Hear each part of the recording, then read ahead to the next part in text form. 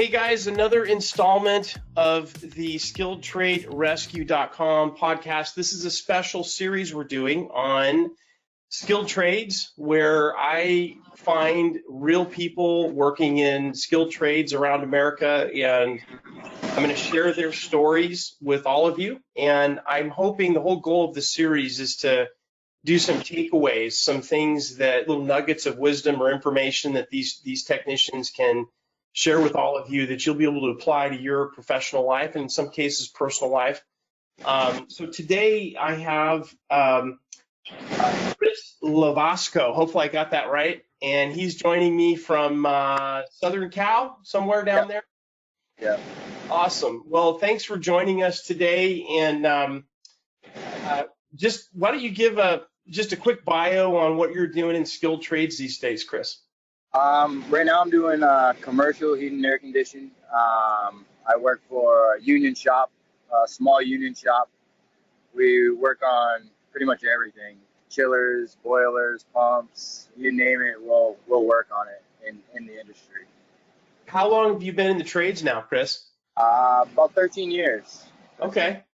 Yeah. So what'd you do before that? What was your journey into skilled trades? I was actually in the military. Okay. I was in the Army, and I got injured in Iraq, and I had a few surgeries, and they bandaged me back up. Went to Germany, ended up going to Afghanistan. When I was out there, the hardware that they put in my foot came back through my foot, so they had to medevac me back out, do some more surgeries, and they put me out. So when they put me out, I was going to do that for the rest of my life. I had no clue what I was going to do. And my brother, who's an electrician, said if I knew what I knew now, I would do HVAC. So I had no clue what anything was. You know, I didn't even know what a transformer was at the time. Mm-hmm. And went to trade school, and, you know, the military paid for it, you know.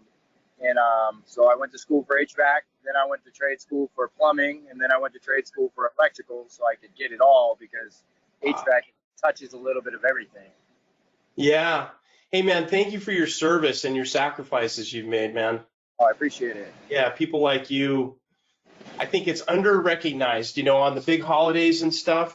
Everybody, you know, everybody talks about it, but we should be talking about it every day. So thanks for your sacrifice, man. I appreciate that. Yeah. So this is an interesting story because I think I've interviewed probably, I don't know, 3 or 4 retired military folks from all different branches. And I just find it intriguing that, you know, when you get out of the military, you have the GI Bill, which you could apply to a lot of different types of education, correct? Correct. Yeah.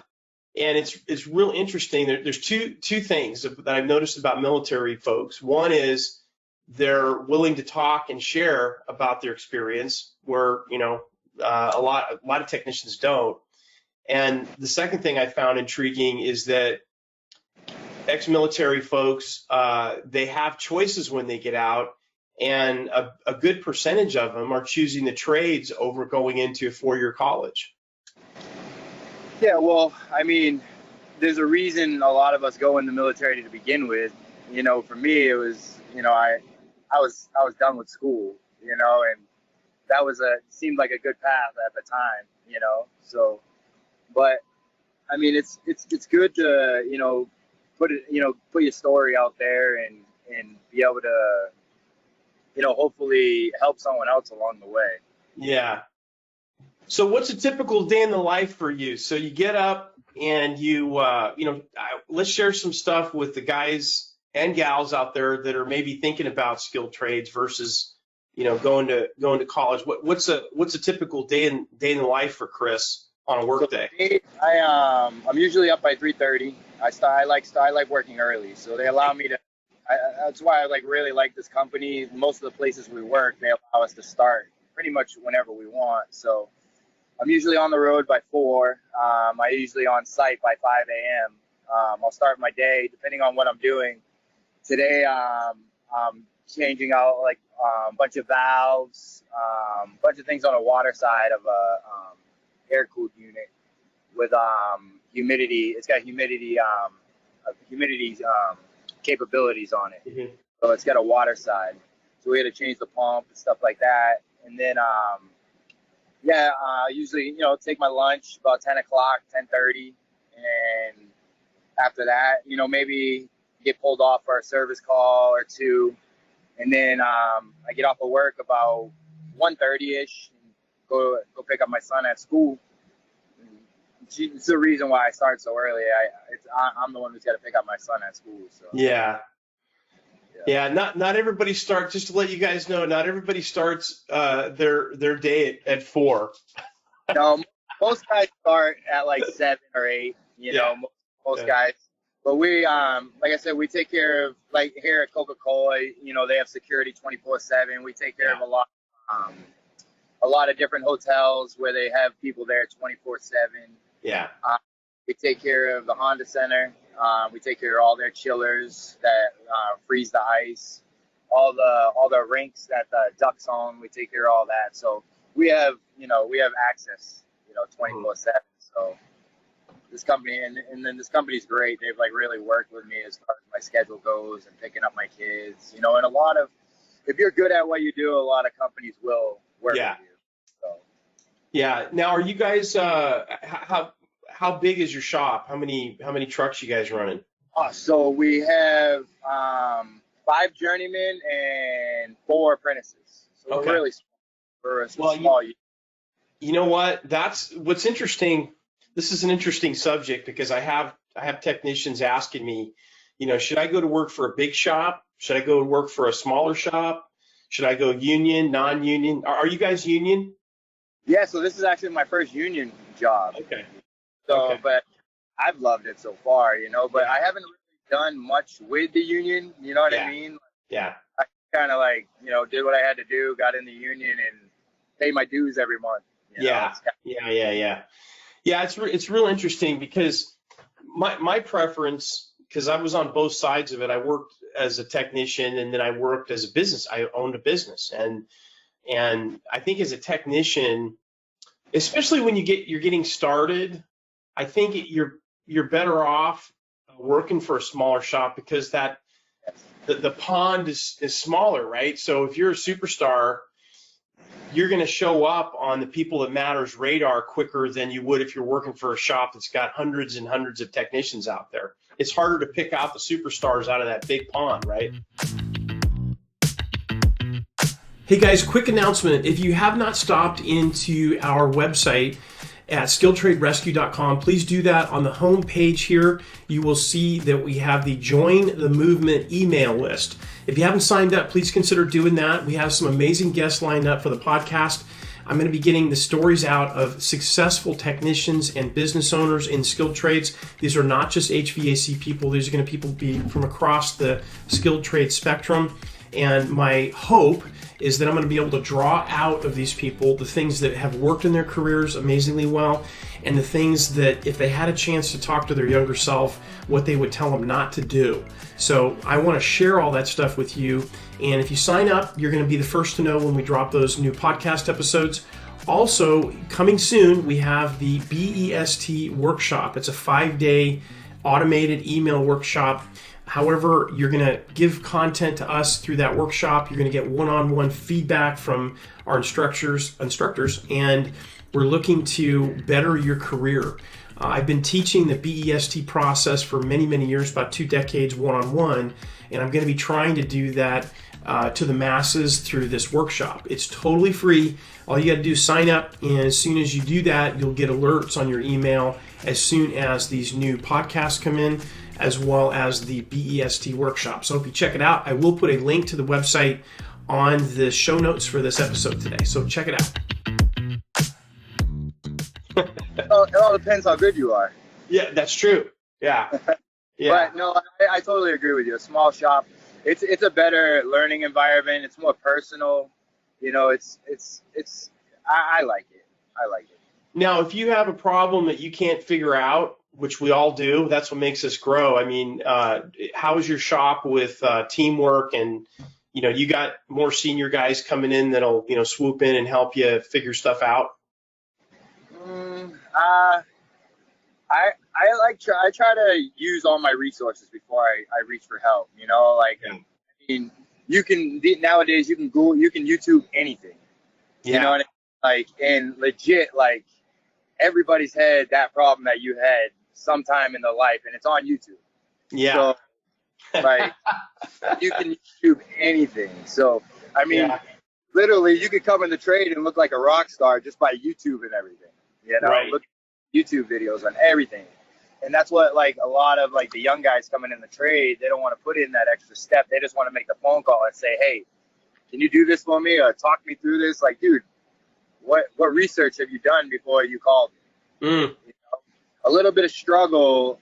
I feel like if you struggle through something, you're going to remember it for the rest of your life. Yeah. You know? Yeah, that's for sure. So your apprentices, what's the average experiences on your apprenticeship side with your outfit? They're all young, first and second year apprentices. So, Okay. you know, very new to the trade, not much of a, you know, mechanical background. But, you know, they're willing, a lot of them are willing to learn. I mean, you get some of them that, you know, as soon as things get tough, they're like, oh, I can't do it. You know, Yeah. and, well, what if I wasn't here? What are you going to do? Mm. Like, are you just going to sit here and look at it? I mean, if we're whatever we're doing, we're, you know, breaking pipe, you know, if you can't do it, okay, go get a cheater bar and, you know, do it that way. You know, there's ways to do things. You got to start thinking outside the box, especially in the trades. I've learned there's nothing straight line distance. You got to everything jumping through hoops to get anything done. The easiest, simplest job can, you know, turn into, you know, a nightmare. Yeah, no, I definitely know what you're talking about.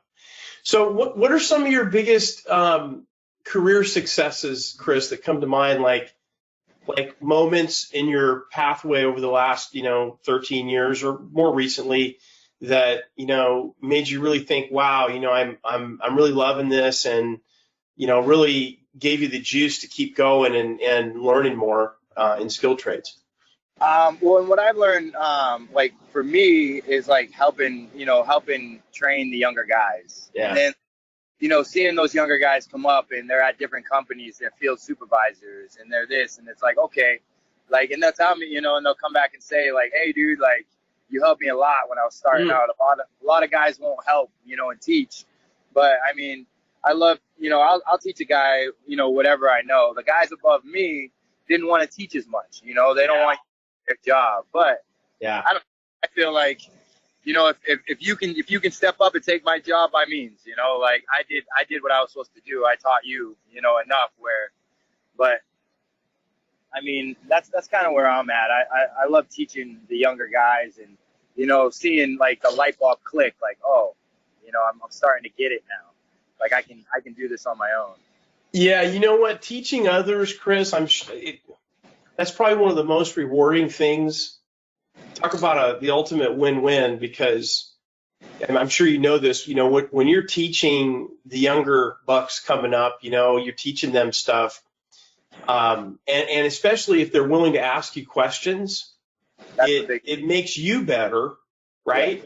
Yeah. And what you explained about, you know, I'm a little older than you, but I think as you go on, if you continue this training attitude, I think you're going to have in your later years, you're going to have even more people coming back and saying, you know what, Chris, you were the right guy at the right time because you took the time to teach me, and I'll never forget that. You know, there'll be a few people along your career path that really contributed, and that's super rewarding.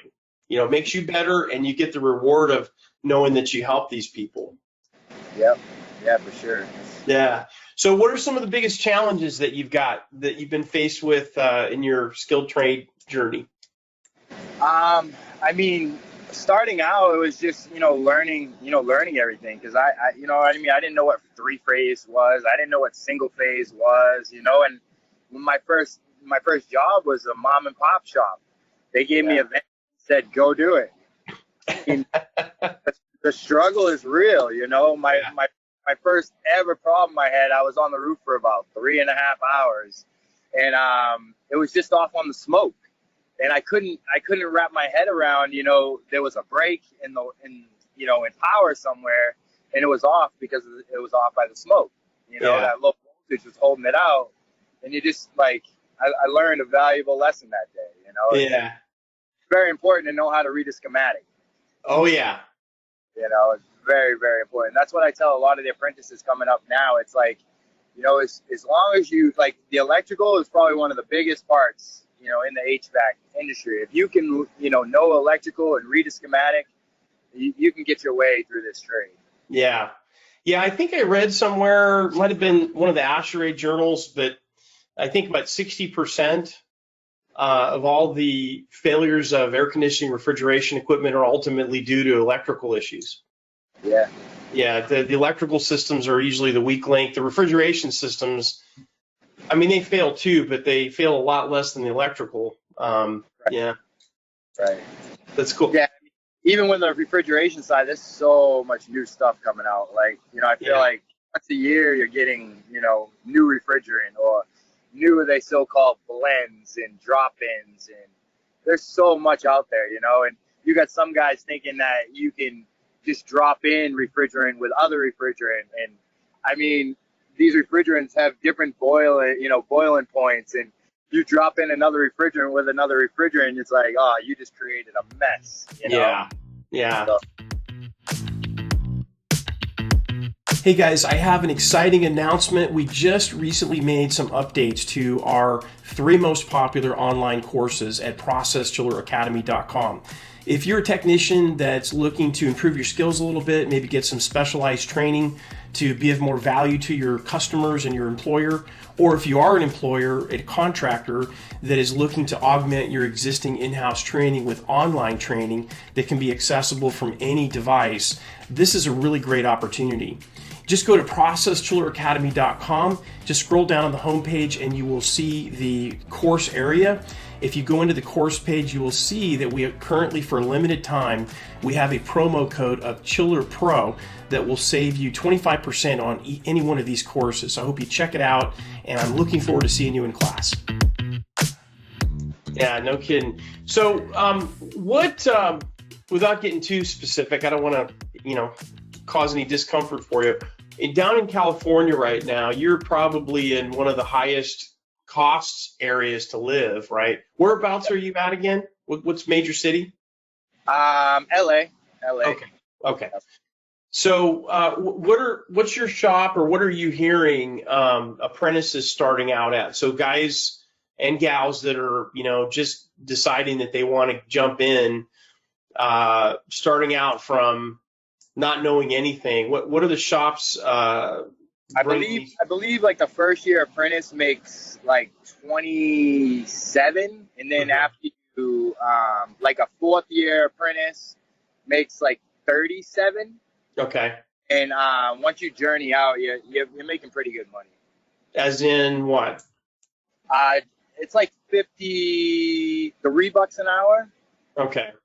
Does that include all your bennies? Is that your full package, or that's just what's showing up on your paycheck? No, that includes everything. The package. Okay.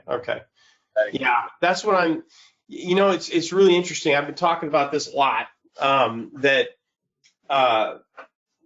most of the news media is talking about the Bureau of Labor statistics, right? And they're talking about journeyman level HVAC trades, right?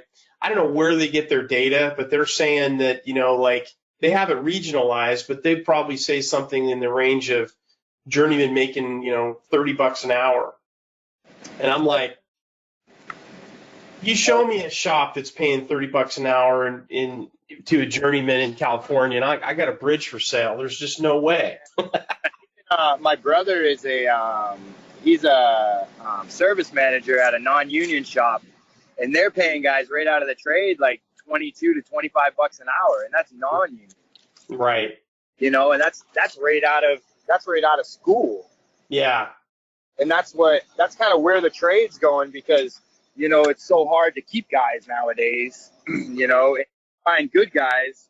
You just got to take a risk on a lot of these guys that that are good people. You interview them, they don't know much, but they seem like good people. Right. And that's kind of what you have to take. Yeah, I used to say that all the time. You give me somebody with a good attitude who wants to learn, I can turn that person into a really good tech. Right. But you give me somebody who doesn't really want to learn, it's just a waste of time. Oh yeah. So what are we going to do, Chris? So, when we get a little long in the tooth, what are we going to do to start attracting more young folks into the trades? I mean, what do you think about that? Get any ideas? The biggest thing they need to realize is like, so I mean, my wife's she's an RN. She has a lot of money in student debts, and I'm making more than her as in the trades, and I don't have any student debt. I don't have any student loans. And even you're finding like I mean, even women, it's a good thing. I mean, the trades are the way to go. Like, if you're not, my oldest, she just joined the military, and I told her, if you're not going to go to the military, the best way to go is join a trade, do something with your hands. Get out there where you don't have to go in debt. All this money to make big money, because that's kind of how it is. You have to go in debt a lot of money to make big money if you're going to do something like that. Yeah. Besides trades. Well, if you don't mind me asking, so you went in, you got your technical training in 3 different principles. So HVAC, plumbing, and electrical. Yeah. Correct. Yeah. So what does it cost? Do you remember like the numbers? Like if you had to pay for the HVAC trade school, what would it cost out of pocket if you had to pay for it?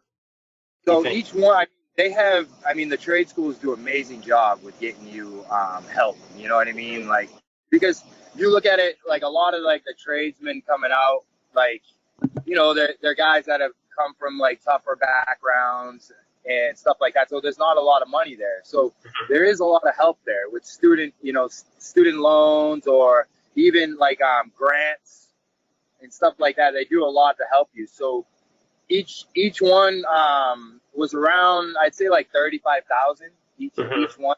But like after grants and stuff like that, I think it was probably around like 15,000 each. Yeah. Okay. So which really isn't too bad, considering you're gonna pay a lot of money to go to college. Well, and one thing I talk about a lot, Chris, is, let's just say HVAC, because that's what we're both familiar with the most. And you go that track. 2 things. The big difference is, one is you can work while you're going to school a lot of times, right? So correct. That's a big deal, whereas versus college, you can work while you're going to college, but what are you doing, right? You're a barista over at Starbucks, or you're working retail making, minimum wage. Yeah, you're not working towards your future, you're just kind of working at a job to, get you by. Yeah. Whereas like when I tell a lot of these apprentices, schooling is great, but that's just your foundation. Learn your theory in school. You know what I mean? What you're going to do on the job, you're probably not, there's kind of a disconnect there from school and what you're really going to do out in the field. So your real bread and butter and what you're really going to learn is just get your hands in there and do it. Yeah. That's where I've learned most of mine, from other guys in the field. A lot of guys have their own tricks of the trade, and you collect things along the way, but in the beginning, just don't be afraid to ask questions, and don't be afraid to get dirty. Yeah. Yeah. I interviewed a guy a few weeks ago, and he was a military guy, super smart guy. I think he was Marines, if I remember correctly. Anyway, he was telling me that he did a lot of research. I mean, he took a deep dive into going to college out of the military versus going to skilled trades. He selected B because he found out that he liked IT, right? Okay. And he was an IT guy in the Marines, communications or something, whatever. Anyway, and the reason why he decided to go into skilled trades is a lot of the high tech skills, they're easily outsourced. So, you go to a 4-year college and you get a marketing degree or communications degree, or you get computer science degree or whatever, and you go out into the market and you're finding out that a lot of those types of services can be over the internet to other countries, and Right. those other countries are, heavily subsidizing even more than we do the education of these people, and they're willing to work for $10 an hour US. Yeah. So stuff that you do, you're not outsourcing a compressor change out. No. Well, I mean, you have a lot of like on-site guys that the word engineer has become very loose these days. The engineers that, when I first started in the trade, the engineers that I'm dealing with now are not the same. Right. Like you talk to an engineer earlier when I first started in the trade, they're very intimidating. They know what they're talking about. And along, my journey through this trade, it's gotten, the quality of engineers gotten lower and lower. Yeah. Yeah, that's really interesting. I actually have noticed that too, because a lot of the engineering students are pushing out now. They're really heavy in theory, but they're not getting exercised in real problem solving as much. Right. Yeah. Right. Yeah, that's interesting you brought that up. It's like, yeah, this looks good on paper. The design looks good, but let's go put it in and see, you know what I mean, and really do it. And it's like, okay, this isn't going to work. Yeah. Hey, how are the benefits working for your shop? I mean, do you guys get medical and dental and all that stuff? Yeah, we get everything. For me, I don't really like. I have the military with my my retirement, so it's not really like a big thing for me. But other guys, they say it's really good. They like the benefits. Union, the benefits are real. I mean, you're paying for them, so yeah. I mean, they're good. Even the dental and all that stuff it's really good. And I mean, it comes out anyway, so you might as well use it. Even for me, like I don't use it, but you still got to pay for it. Yeah. What's the demand like right now for technicians? Is your shop looking to hire? Always. Yeah.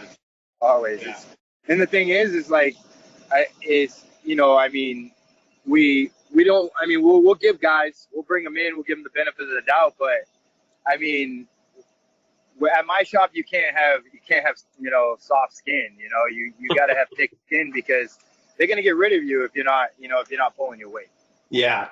And it's a lot. It happens a lot. It happens more times than you would think because I mean, these guys come in, they want to put the work in, or they don't. The biggest thing for us is showing up on time. Mm-hmm. If you can't be on time, that's a big deal. You got a customer waiting on you. You got a journeyman waiting on you as an apprentice. I mean, I'm always at least a half an hour early every morning to get myself situated. Get out of my truck. You know what I mean? Put my boots on. Get myself mentally prepared for the day. If you don't, a lot of things can go wrong in this. If you don't. Yeah. I had a guy tell me the other day, if you're not 10 minutes early, you're late. You are. even 10 minutes, I feel is too short of a time. Still rushing around with only 10 minutes. Yeah. No, that's a good. It has to do with work ethic. You have to have the right attitude. How's your work-life balance? So like when you're done working your shift, you pick your kid up at the school and stuff. I mean, that's when my day really starts. Yeah. I got 4 kids. I got 4 kids. Yeah, your wife's working. Is she working the crazy hours, or is she working? So she works. My wife's got it tough. So she works on the other side of LA, at the VA hospital, and so on the way to work, it's not too bad with traffic. But on the way home, I mean, she works 10-hour days, and she's not home till like sometimes 7:30, 8 at night, sitting for an hour and a half. Yeah. Yeah, that's a tough go. That LA traffic is legendary in a bad way. That's why I work the times I do. I don't see much of it. Yeah, for sure. Yeah, so how's your balance though? I mean, like, are you guys when you turn it off from work? I mean, are you able to immediately jump into your personal life? Is it going okay? It's taken me a long time to really like figure out how to, leave work at work and leave home at home. Yeah. You know what I mean? Because I see it in a lot of guys, they'll bring their home life to work and it affects them at work. Yeah. Or they'll bring their work life home and it affects them at home. So it's gotten a lot better over the past couple of years where I have been able to shut it off. Like whatever I'm doing, like whatever, tomorrow's another day, I'll handle it tomorrow. Now I'm coming home. It's time to be dad, and it's time to spend my time with my kids and my wife, and do that side of it. That's definitely a discipline. I'm glad you see that. I tell everybody I'm a recovering workaholic. Yeah. And that out of all the challenges I've had, it's being able to shut it off. And I recently I was retired for 2 years, and then I decided I was going to go back because I had a lot of energy and I, really wanted to contribute and stuff. So I'm actually working now full time in facilities for a big electronics company. And it's kind of weird because I have no employees, I have no say, I have no leadership responsibilities or anything. I just show up, do my stuff, and then at the end of my 12-hour shift, I turn it all off and I leave, and it's a huge difference. And it took me, my wife and I were talking about it, it took me 35 years to get to that, be able to just shut it off and say I'm done. Yeah. It's definitely it definitely helps you because I've worked for a few companies, and it doesn't matter where you go, you're gonna work with people you don't like. You're going to work with people that give you a hard time. Sometimes the boss is going to ride you and you're going to get upset. It doesn't matter where you go. It's going to happen. Yeah. So just to be able to leave that at work and be like, okay, I'm going to go home and take a deep breath. My biggest thing I've found is my ride to work and my ride home are just quiet. No music, nothing playing, just open the window, zone out and take that time to depress. Yeah, exactly. And just, get ready for, 4 crazy kids that are going to, want to jump all over dad or whatever we're doing for that day. Yeah. How old are your kids? Are they young? My oldest, like I said, she graduated high school early, joined the Coast Guard. My second, my other daughter, she's 13. And then my oldest son, he's 12, and then I have my youngest is 8. Oh my goodness, you are busy. Yeah, well, my youngest, he's a rock star. He fights competitively, Muay Thai, Jiu-Jitsu, and over the past year, he's gained already like 6,500 followers on Instagram, and he's won like 19 Jiu-Jitsu fights. He's 3-0 in Muay Thai fights. He's doing really good, and he's doing it like all over. He's been to Hawaii and competed, New Mexico, Vegas, San Diego, all over and competed. So. How old is he? He's 8. 8. He's 8 years old. Yep. Wow.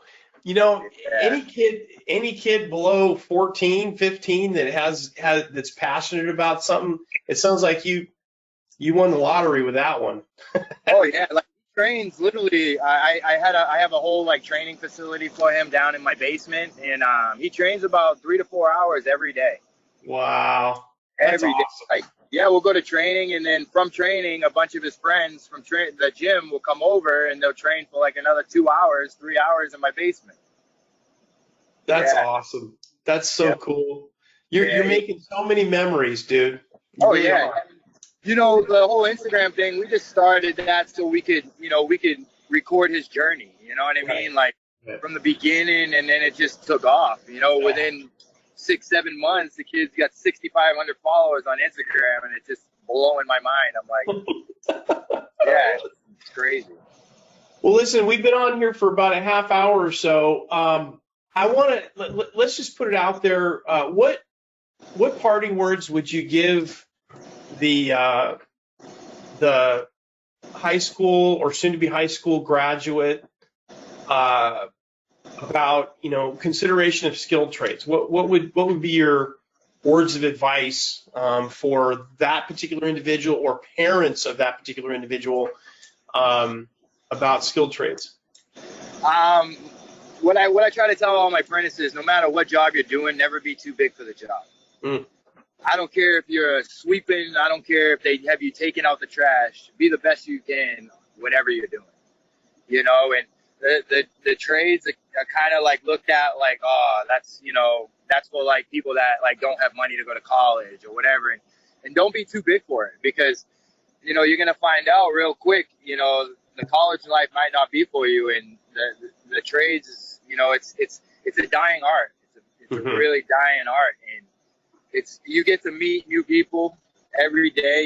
You're not going to the same place every day. I love it. I love working out in the trades, meeting new people, doing new things. They're always coming out with new technology, new stuff.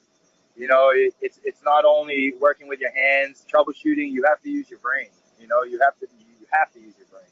Yeah. Well said, man. That's awesome. You're an inspiration, Chris. I appreciate it. I'm glad. I'm glad you had me on today. Yeah. So that is it. I hope you enjoyed this episode. I very much look forward to continuing to connect with you. Please don't hesitate to send me messages on LinkedIn. I'm on there all the time. Or you can reach out to me on my email. I'm at mking@processdrilleracademy.com. And until next week, when I give you the next installment, I wish you a great week, and I will connect up with you again soon. Take care now. Bye-bye.